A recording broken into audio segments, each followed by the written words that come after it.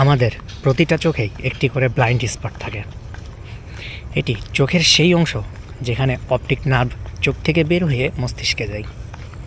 এই জায়গায় কোনো ফটোরিসেপ্টর রড বা কোণ নেই, তাই সেখানে পড়া আলো চোখ ধরতে পারে না। বৈজ্ঞানিকভাবে এটা প্রমাণিত। কিন্তু আশ্চর্যের বিষয় হলো আমরা দৈনন্দিন জীবনে এই ফাঁকাটা অনুভব করি না, কারণ আমাদের মস্তিষ্ক খুব বুদ্ধিমানভাবে কাজ করে। এক চোখের ব্লাইন্ড স্পট এর তথ্য অন্য চোখ দিয়ে পূরণ করে দেয়, আবার আশেপাশের দৃশ্য দেখে অনুমান করে ফাঁকা অংশটা ভরে দেয়। একে বলা হয় পারসেপচুয়াল ফিলিং ইন। আমরা চাইলে খুব সহজেই এই ব্লাইন্ড স্পটের পরীক্ষাটা করতে পারি।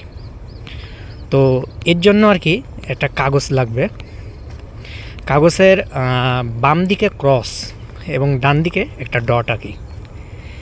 এবার ডান চোখ বন্ধ করি, বাম চোখ দিয়ে শুধু এক্স চিহ্নটা দেখি, চোখ সরাবো না। আস্তে আস্তে সেই কাগজটা একটু চোখের সামনে বা দূরে নিয়ে আমরা অ্যাডজাস্ট করবার চেষ্টা করব।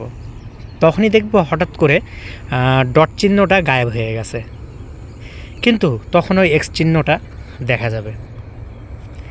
তো এটা হওয়ার কারণটা হচ্ছে আমরা যখন কাগজটাকে সামনে বা পিছনে করে নিই তখন আমাদের এক চোখের ব্লাইন্ড স্পটে সেই ডটটা পড়ে যায়।